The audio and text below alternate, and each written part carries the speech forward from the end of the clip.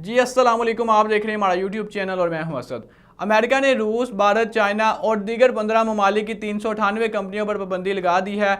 और जिन कंपनियों पर पाबंदी लगा दी गई है, आज की वीडियो में उस पर बात करेंगे। और जो चाइना पर पाबंदी लगाई गई है, चाइना ने इसकी खुलकर मजम्मत की और उसका सख्त रद्द-ए-अमल सामने आया। उसका ये कहना था कि जो अमेरिका है वो एक फसादी मुल्क है और वो हमारे और यूरोपीय ममालिक के दरमियान तनाज़ात पैदा कर रहा है। इसके अलावा आज की वीडियो में बात करेंगे कि इन ममालिक पर किस वजह से पाबंदियाँ लगा दी गई हैं और कौन कौन से ममालिक हैं।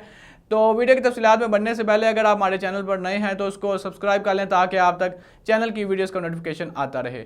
यूक्रेन और रशिया के दरमियान जारी जंग, जो कि तकरीबन 2014 से शुरू हुई, वो अभी तक किसी नतीजे पर ना पहुंच सकी।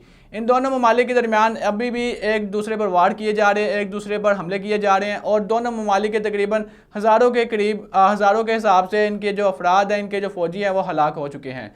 और अगर हम बात करें जिन ममालिक पर पाबंदियाँ लगा दी गई हैं अमेरिका की जानिब से, उनमें रशिया, चाइना, रूस, इसके अलावा जो थाईलैंड है, टर्की है और मुत्तहिदा अरब अमारात के अलावा दीगर और 12 ममालिक हैं जिन पर ये पाबंदियाँ लगा दी गई हैं कि उन्होंने ये यूक्रेन और रशिया जंग में रूस की मदद की है।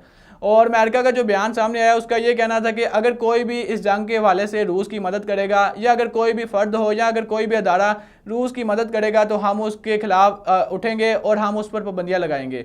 इसके अलावा अगर हम बात करें जो भारत की बड़ी कंपनियों पर पाबंदी लगा दी गई है, उनमें जो सबसे पहले नंबर पर आती है वो है एसिड एविएशन, जो कि एक प्राइवेट एविएशन कंपनी है। और इस कंपनी पर ये इल्ज़ामात हैं कि इसने तकरीबन $2 लाख से भी ज़्यादा मालियत का सामान, जो जिनमें ये तकरीबन टूल्स है, वेपन का सामान था, इसके अलावा इलेक्ट्रॉनिक का भी सामान था, इसने रूस को पहुंचाया।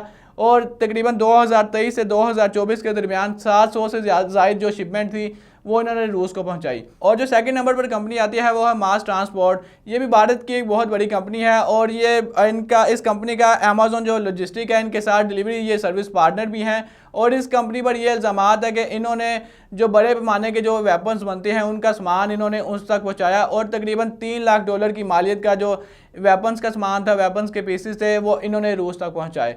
इन्होंने रूस की मुआवनत की, इस वजह से उन्होंने भारत की इस बड़ी कंपनी पर पाबंदी लगा दी गई है। और अमेरिका का ये कहना था कि इन ममालिक की जो ये कंपनीज ने रूस को सामान पहुँचाया उसका यही मकसद था कि रूस की जो जंगी सलाहियत है उसमें इजाफा किया जाए ताकि रूस यूक्रेन पर ज़्यादा हमले कर सके। और हमारा इन पाबंदियों का मकसद यही है कि यूक्रेन का जो जंगी सलाहियत है, जो वो वेपन्स वगैरह यूज़ कर रहा है, उसको महदूद किया जाए और जो उसने खित्ते में जारहियत मचाई हुई है उसको भी कम किया जाए। इसके साथ साथ इन पाबंदियों के जरिए रूस पर दबाव भी डाला जाए और जो खित्ते में अमन व अमान की जो सूरत हाल है जो बिगड़ चुकी है उसको भी बेहतर किया जाए और जो बैनुल-अक़वामी जो कानून के तहफ़्फ़ुज़ है उसके मुताबिक ये जो खित्ते के मामलात है उसको चलाया जाए। और जो कल अक़वाम मुत्तहिदा की सलामती कौंसिल में जो चीनी नुमाइंदे ने इन पाबंदियों के रद्द-ए-अमल में बयान सामने आया, उनका ये कहना था कि अमेरिका एक फसादी मुल्क है और ये तमाम ममालिक के दरमियान फसाद बर्पा करता है और इसका मकसद भी यही है कि वो एक बीज बो देता है और इन ममालिक के दरमियान जो जंग है वो शुरू करवा देता है। एक तरफ तो उनका ये कहना था कि ये फ़लस्तीन और जो इसराइल के दरमियान जारी जंग लगी हुई है और दूसरी तरफ जो यूक्रेन और रशिया के दरमियान भी जंग लगी हुई है,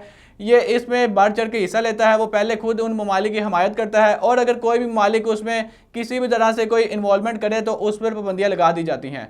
और जो चीन है उनका ये खुलकर भी बयान सामने आ चुका है। उनका ये कहना है कि हमने इनको कोई भी टूल या कोई भी इलेक्ट्रॉनिक का सामान मुहैया नहीं किया और अगर ये किसी भी तरीके से और ये साबित नहीं कर सकते। और जो चीन के नुमाइंदे थे उनका यही कहना था कि हम तो हमेशा अमन के हमायती हैं, हम यही चाहते हैं कि जो ये जंग लगी हुई है यूक्रेन और रशिया के दरमियान इसको बातचीत के ज़रिए या किसी भी तरह से निगोशिएशन करके इसको ख़त्म किया जाए। और हमारे जो इन कंपनियों की जानिब से कोई भी सामान नहीं गया बल्कि हमारे जो रूस है इनके साथ हमारे दीगर कारोबारी मामलात हैं और हम इसको ख़त्म नहीं कर सकते। इसके अलावा अगर हम यूक्रेन और रशिया का कंपैरिजन करें तो रशिया दुनिया का एक बड़ा मुल्क है और इसके अलावा जो यूक्रेन है वो यूरोप में सेकंड लार्जेस्ट कंट्री है और यूक्रेन की आबादी तकरीबन 44 मिलियन है, जबकि दूसरी तरफ रशिया की आबादी है वो 144 मिलियन है।